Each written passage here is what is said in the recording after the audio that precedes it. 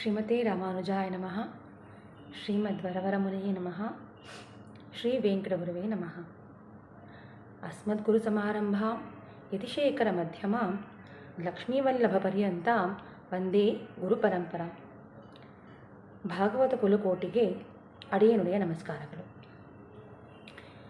ಕಳೆದ ಎಪಿಸೋಡ್ನಲ್ಲಿ ನಾವುಗಳು ಆಳ್ವಾರ್ ಆಚಾರ್ಯರ ಕೃಪಾಕಟಾಕ್ಷದಿಂದ ಎಂಬೆರುಮಾನ್ನ ಸಂಪತ್ತು, ಅದಾಗಿ ಲೀಲಾ ವಿಭೂತಿ ಹಾಗೂ ನಿತ್ಯ ವಿಭೂತಿ ಎನ್ನುವ ಉಭಯ ವಿಭೂತಿಯ ಅಸ್ತಿತ್ವದ ಕುರಿತಾಗಿಯೂ, ಇವುಗಳ ನಿರ್ದಿಷ್ಟ ಸ್ಥಳದ ಕುರಿತಾಗಿಯೂ ಹಾಗೂ ಇವುಗಳ ಸ್ವಭಾವದ ಕುರಿತಾಗಿಯೂ ಒಂದಿಷ್ಟು ವಿಷಯಗಳನ್ನು ಅರಿಯುವ ಪ್ರಯತ್ನ ಮಾಡಿದ್ದೆವು.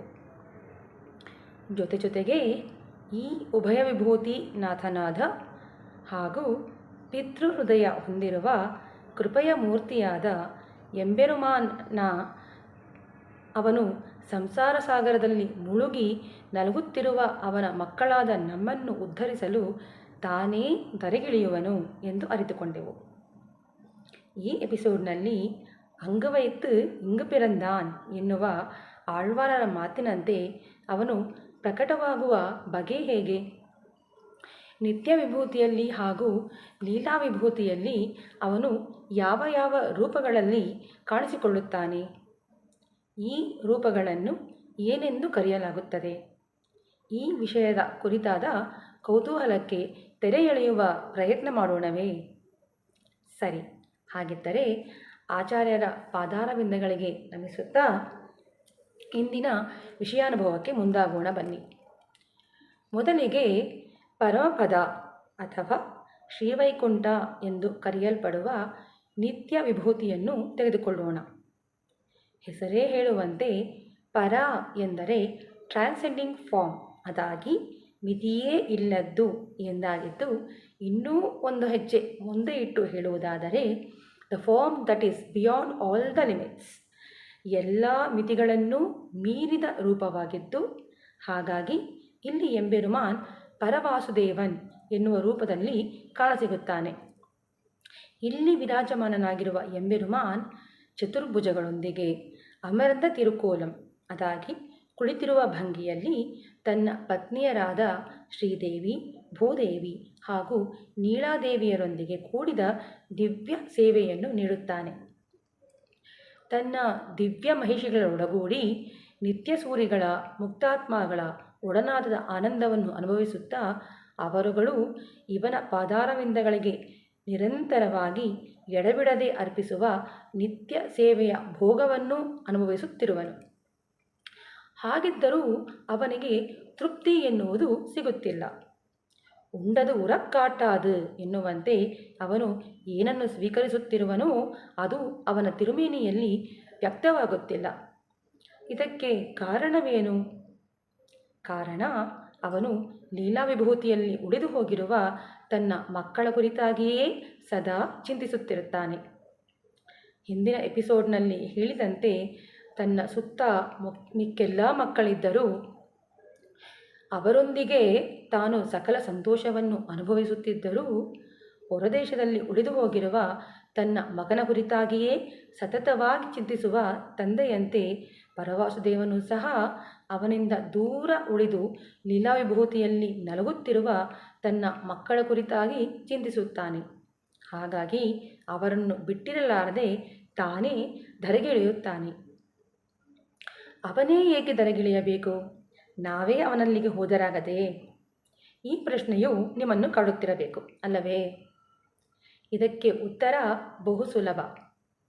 ಈಗ ನಾವು ಒಂದು ಪರ್ಸ್ಗೆ ಓನರ್, ಅದಾಗಿ ಒಡೆಯ ಎಂದು ಭಾವಿಸೋಣ.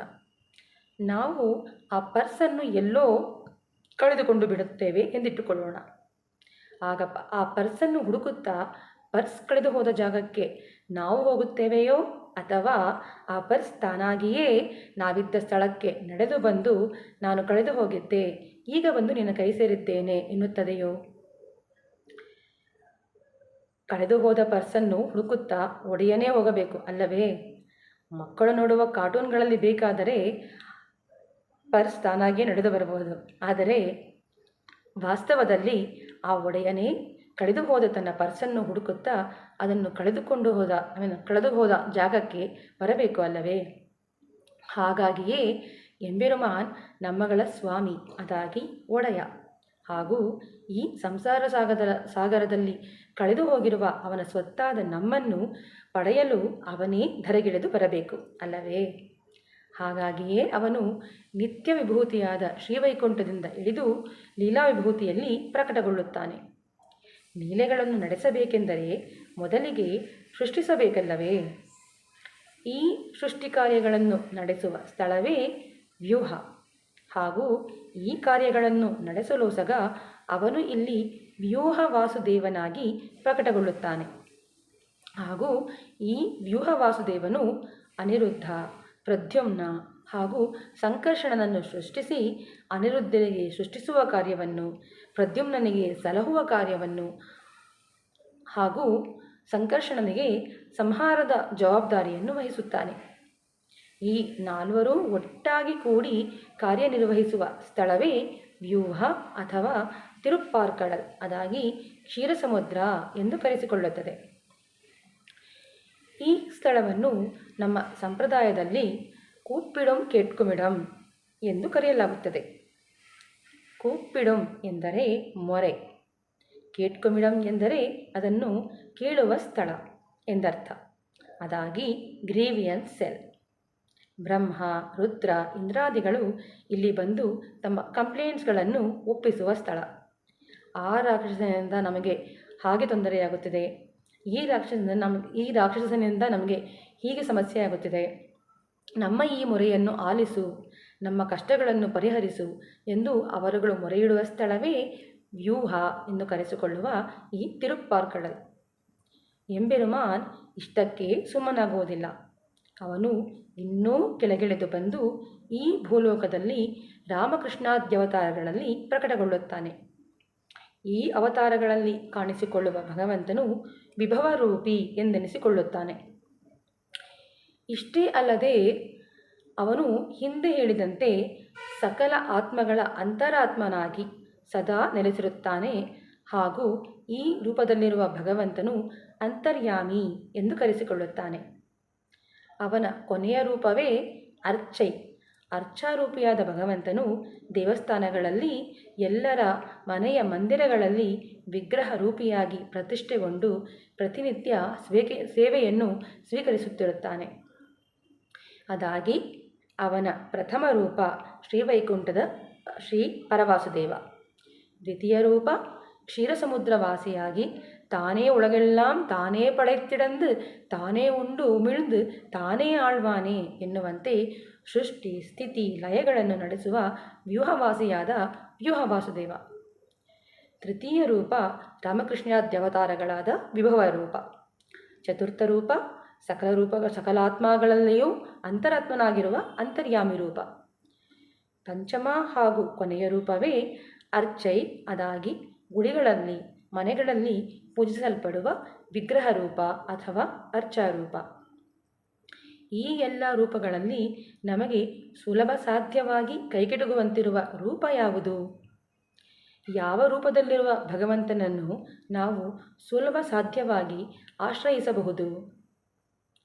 ಈ ಪ್ರಶ್ನೆಗಳಿಗೆ ಸರಿಯಾದ ಉತ್ತರವನ್ನು ಪಡೆಯಲು ಮತ್ತೆ ನಾವು ನಮ್ಮ ಪೂರ್ವಾಚಾರ್ಯರುಗಳ ಪಾದಾರವಿಂದಗಳನ್ನು ಆಶ್ರಯಿಸಬೇಕು. ಗುರುವಿನ ಗುಲಾಮನಾಗುವ ತನಕ ದೊರೆಯದಮ್ಮ ಮುಕುತಿ ಎನ್ನುವ ದಾಸರ ಪದದಂತೆ ನಮ್ಮ ಎಲ್ಲ ಸಂದೇಹಗಳನ್ನು ನಿವಾರಿಸಿ ನಮ್ಮನ್ನು ಸರಿಯಾದ ಮಾರ್ಗದಲ್ಲಿ ಮುನ್ನಡೆಸುವ ಮಾರ್ಗದರ್ಶಿಗಳು ಅವರೇ ಅಲ್ಲವೇ? ஞான ಅನುಷ್ಠಾನಮಿವೈ நன்றாகவே உடையனான ಗುರುವೈ ಅடைந்தக்கால் ಎಂದು ಆಚಾರ್ಯ ಶ್ರೀ ಮನವಾಳ ಮಾಮುನಿಗಳು ತಮ್ಮ ಉಪದೇಶ ರತ್ನಮಾಲೆಯಲ್ಲಿ ಉಪದೇಶಿಸಿರುವಂತೆ ಜ್ಞಾನ ಹಾಗೂ ಅನುಷ್ಠಾನವನ್ನು ಸಮನಾಗಿ ಹೊಂದಿದವರಾದ ನಮ್ಮ ಶ್ರೀ ಸಂಪ್ರದಾಯದ ಅತ್ಯಂತ ಶ್ರೇಷ್ಠ ಆಚಾರ್ಯರಲ್ಲಿ ಒಬ್ಬರಾದ 18 ರಹಸ್ಯ ಗ್ರಂಥಗಳನ್ನು ಸಂಸಾರಿಗಳಾದ ನಮ್ಮ ಮೇಲೆ ಅತ್ಯಂತ ಕೃಪೆ ತೋರಿ ನಮ್ಮಗಳ ಉಜ್ಜೀವನಾರ್ಥವಾಗಿ ನಮಗೆ ಕೊಡುಗೆಯಾಗಿ ನೀಡಿದ ಸ್ವಾಮಿ ಶ್ರೀ ಪಿಳ್ಳೈಲೋಕಾಚಾರ್ಯರು ತಮ್ಮ ಶ್ರೀವಚನಭೂಷಣ ಎನ್ನುವ ದಿವ್ಯ ರಹಸ್ಯ ಗ್ರಂಥದಲ್ಲಿ ಈ ಪ್ರಶ್ನೆಗೆ ತಕ್ಕ ಸಮಾಧಾನವನ್ನು ತಮ್ಮ ಒಂದು ಸೂತ್ರದಲ್ಲಿ ತಿಳಿಸಿಕೊಟ್ಟಿದ್ದಾರೆ.